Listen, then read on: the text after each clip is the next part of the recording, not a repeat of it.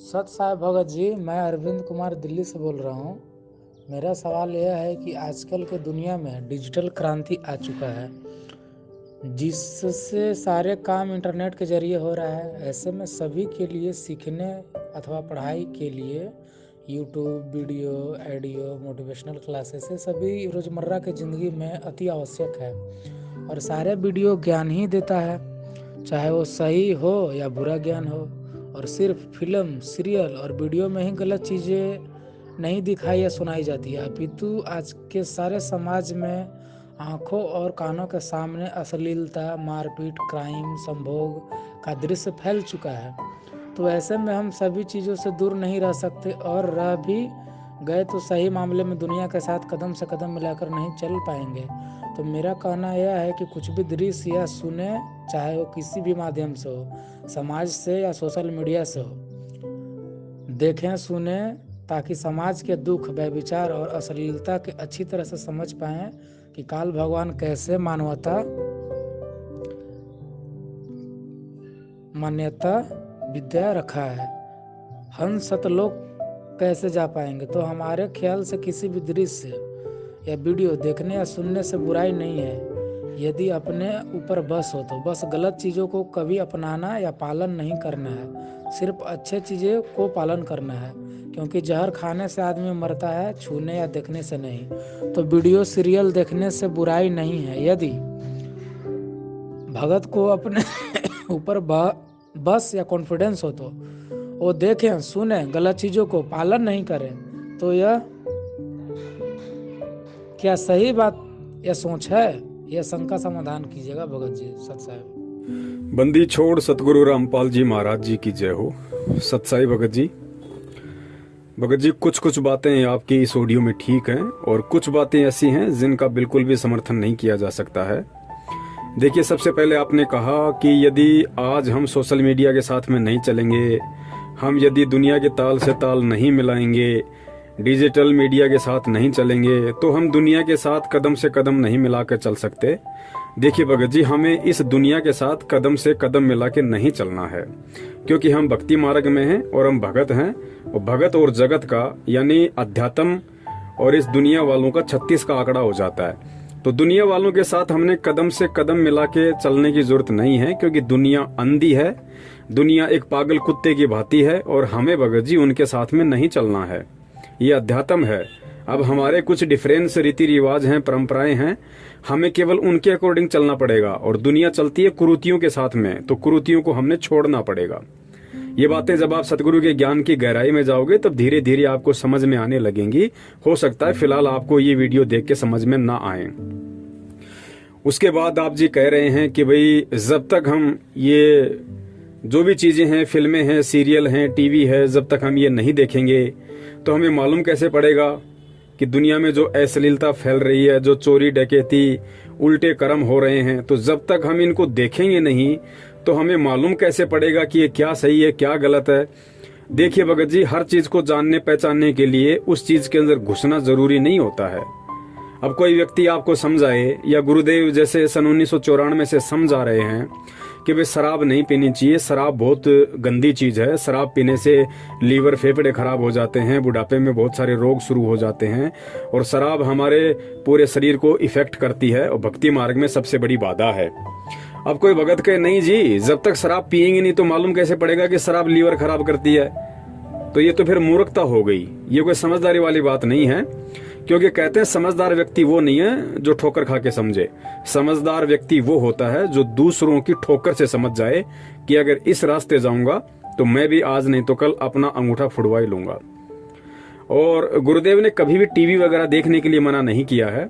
सतनाम लेने के बाद में जो 34 नियम दिए जाते हैं उनमें परमात्मा ने मना कर रखा है कि भाई हमने ये फिल्में, सीरियल वगैरह ये नहीं देखना है, क्रिकेट मैच वगैरह नहीं देखने हैं। परमात्मा ने टीवी देखने से मना नहीं किया भगत जी, क्योंकि खुद परमात्मा का सत्संग टीवी में आता है, तो परमात्मा टीवी देखने से कैसे मना कर देंगे। और टीवी कोई बड़ी चीज थोड़ी है, मोबाइल भी तो एक टीवी है, मोबाइल तो टीवी से भी एडवांस है। तो टीवी से खतरनाक चीज तो मोबाइल है। जब परमात्मा मोबाइल देखने के लिए मना नहीं कर रहे तो टीवी के लिए कैसे मना कर देंगे। लेकिन भगत जी, इन चीजों को हमने समझना पड़ेगा। चाहे टीवी हो, चाहे मोबाइल हो, हमने इनमें केवल उन्हीं चीजों को देखना है जो चीजें हमें कोई शिक्षा दें, और वो भी कौन सी? भक्ति मार्ग की। और भक्ति मार्ग की शिक्षा, चाहे टीवी हो चाहे मोबाइल हो, अगर इनमें कोई ऐसा वीडियो ऑडियो है जो हमें शिक्षा दे सकता है तो वो केवल सतगुरुदेव जी का सत्संग है। सतगुरुदेव जी के अनमोल प्रवचनों के अलावा ना कोई ऐसा टीवी सीरियल है, ना महाभारत है, ना रामायण है, ना अन्य कोई किसी प्रकार का धारावाहिक है, ना कोई फिल्म ऐसी है जो हमें शिक्षा दे सके। क्योंकि परमेश्वर ने हमें इस पूरी दुनिया का सार निकाल के सत्संगों में सुना दिया, दे दिया। तो टीवी में देखो चाहे मोबाइल में देखो, अगर कुछ समझना है वास्तव में, हमें देश दुनिया को समझना है, अपने आप को समझना है, अपने परिवार रिश्तेदारों को समझना है, भगवान या भक्ति को समझना है, तो उसके लिए हमने परमात्मा के सत्संगों को समझना पड़ेगा। और सत्संगों को चाहे आप टीवी में देखो, आप चाहे मोबाइल में देखो, कोई हर्ज नहीं है। और परमात्मा ये मना इसलिए करते हैं क्योंकि चाहे कोई फिल्म हो चाहे कोई सीरियल हो, भगत जी आज 99% इनके अंदर अश्लीलता, फूहड़ता, गंदापन यही भरा पड़ा है। और 1-2% यदि कोई ऐसी फिल्में या धारावाहिक हैं जिनमें अश्लीलता और फूहड़ता नहीं है, तो भी उनको देखने से कोई फायदा नहीं है, क्योंकि उनमें वही घिसी पिटी कहानियां, वही काल्पनिक बातें, जोड़ तोड़ करके बनाई गई बातें, तो उन चीजों का कोई महत्व नहीं है। वो चाहे कितना अच्छा सीरियल हो, चाहे वो भारतीय संस्कृति के ऊपर हो, चाहे उसमें बेटा अपने बाप के पैर छूता हो या औरत पूरे कपड़ों में रहती हो, मतलब उस टीवी सीरियल में चाहे कितने ही अच्छे अच्छे संस्कार दिए जा रहे हों, वो भी हमने नहीं देखना है। क्यों नहीं देखना है? क्योंकि वो केवल दिखाने तक सीमित हैं। लेकिन जो रोल उस टीवी सीरियल में जो माँ कर रही है, जो बाप कर रहा है, जो बेटा कर रहा है, यानी जितने भी पात्र उस अच्छे सीरियल में रोल कर रहे हैं, वो भगत जी अपनी रियल लाइफ में वैसे नहीं है, जैसा वो दुनिया को मूर्ख बनाने के लिए उसमें एक आदर्श व्यक्ति की भूमिका में रोल करते हैं। तो फिर गुरुदेव की वाणी है कि करनी तज कथनी कथ है, अज्ञानी दिन रात और कुत्ते ज्यों भौंकत फिरे, सुनी सुनाई बात। जो व्यक्ति वास्तविक जीवन में शराब पीता है, मांस खाता है, और वो रामायण में राम का किरदार कर रहा है, श्री कृष्ण जी के सीरियल में श्री कृष्ण जी का या सुदामा जी का चरित्र कर रहा है, रोल कर रहा है, तो उस व्यक्ति के द्वारा किया गया वो रोल समाज को प्रभावित नहीं कर सकता, वो लोगों के दिलों में जगह नहीं बना सकता, वो देश दुनिया को नहीं बदल सकता। क्यों नहीं बदल सकता? क्योंकि खुद वास्तविक जिंदगी में वो व्यक्ति वैसा नहीं है जैसा वो रोल कर रहा है। तो जो व्यक्ति जैसा नहीं है, जैसा वो रोल कर रहा है, तो उसके द्वारा किए गए रोल से सामने वाले पे कोई असर नहीं पड़ेगा। ये बात गुरुदेव ने अध्यात्म में समझाई हमें, क्योंकि उसके शब्दों का कोई असर नहीं होगा, क्योंकि वो करनी तज के खाली कथनी कथ रहा है, वो अज्ञानी की श्रेणी में है और वो कुत्ते की तरह काम कर रहा है। कुत्ते ज्यों भौंकत फिरे, सुनी सुनाई बात।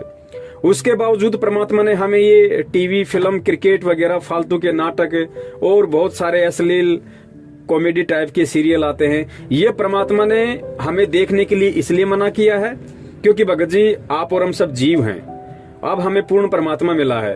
परमात्मा ने एक तरीके से हमारी मेमोरी को धीरे धीरे डिलीट करना शुरू कर दिया। जो भी गंध हमने नाम दीक्षा से पहले इस खोपड़ी में भर रखी थी, इस मेमोरी कार्ड में भर रखी थी, पहले हम फिल्में, सीरियल, क्रिकेट, पता नहीं क्या क्या देखते थे, तो वो गंदगी जमा थी।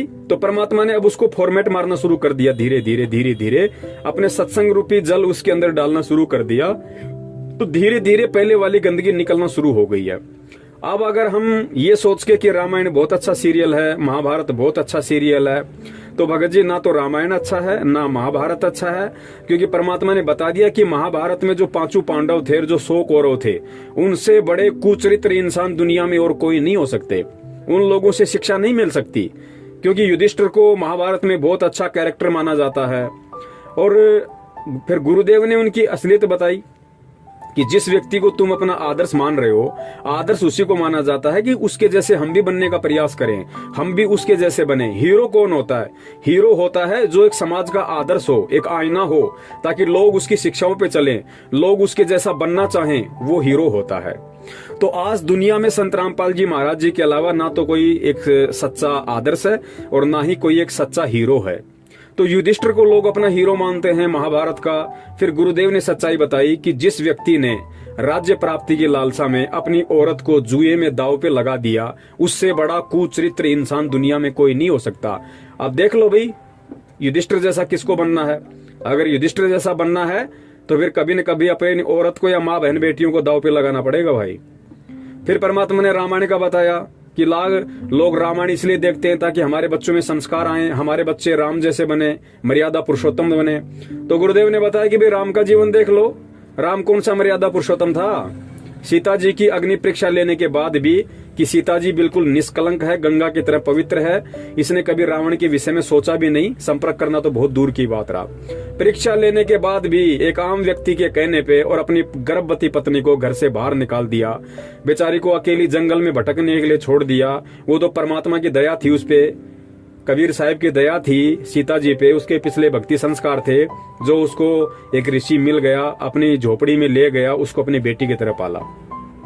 वरना वो भी जिस प्रकार महाभारत के युद्ध में महाभारत के युद्ध के बाद जिस प्रकार 56 करोड़ यादवों का विनाश हुआ, और विनाश होने के बाद जिस प्रकार यादवों की औरतें भीलों की शिकार हुई, उसी प्रकार बेचारी सीता भी वहां पे दुष्ट लोगों की शिकार हो जाती, लेकिन उसको परमात्मा ने बचाया। राम ने तो धक्के मार दिए। अब देख लो भाई, अगर राम आपका हीरो है, राम आपका आदर्श है, और रामायण देख के आपको लगता है कि हमारे परिवार में संस्कार आ जाएंगे या हम राम जैसा बनने की कोशिश करें, तो भाई फिर कभी न कभी आपको भी अपनी पत्नी को धक्के मारने पड़ेंगे भाई, वरना आप राम नहीं बन सकते। और सबसे लास्ट वाली जो बात है, वो परमात्मा इसलिए मना करते हैं क्योंकि भगत जी हमारा जो दिमाग है वो एक मेमोरी कार्ड है, और इस मेमोरी कार्ड में हम जैसा फीड करेंगे वैसा ही ये बाहर निकालेगा। तो हम जितने भी ये क्रिकेट मैच देखेंगे या अन्य कोई सीरियल देखेंगे, कोई कॉमेडी सीरियल देखेंगे, कोई फिल्में देखेंगे, तो होगा क्या, सबसे पहले तो सतगुरु के वचन की अवहेलना हो जाएगी, क्योंकि गुरुदेव ने जब मना कर दिया कि नहीं देखना, तो उसको नहीं देखना। अगर उसको देखेंगे तो फिर वो गुरु के वचन की अवहेलना हो गई। उसके बाद क्या होगा, मान लीजिए आज आपने कोई फिल्म देख ली और शाम को जैसे आप आरती करने बैठोगे, तो भगत जी आरती के समय में काल भगवान क्या करेगा, उस फिल्म में जो भी आपने सीन देखे थे, जो अभी आपको याद है, वो सारे के सारे चलचित्र आपके दिमाग में घूमना शुरू हो जाएंगे। कहने का मतलब है भक्ति में बाधा। अब बताइए क्या हासिल कर लिया आपने वो मोबाइल में सीरियल देख के या टीवी में वो फिल्म देख के, रामायण और महाभारत देख के? क्या मिल गया आपको? मार काट, छेड़छाड़, लूट पाट, गाली गलोच, हथियार, क्या मिला बड़े भैया? तो भगत जी ये भक्ति मार्ग है, और भक्ति मार्ग को समझने के लिए हमें सतगुरु के सत्संगों को ही सुनना पड़ेगा और सतगुरु के वचनों को ही आधार बनाना पड़ेगा। तो हमने हर पहलू पे भगत जी विचार करना पड़ेगा। अब हम भगत हैं और भक्ति मार्ग में हैं, तो हमने सतगुरु के प्रत्येक सत्संग रूपी आदेश की और उनकी जो मर्यादाएं हैं, नियम है, हमने उनका कड़ाई से पालन करना पड़ेगा। तभी हम उनके दिल में जगह बना पाएंगे, तभी हम एक सच्चे भगत की भूमिका में आ पाएंगे, और तभी हम उस परमात्मा की प्राप्ति की ओर 2-4 कदम बढ़ा पाएंगे, अन्यथा नहीं बढ़ा सकते। सत साहेब, जय हो बंदी छोड़ की।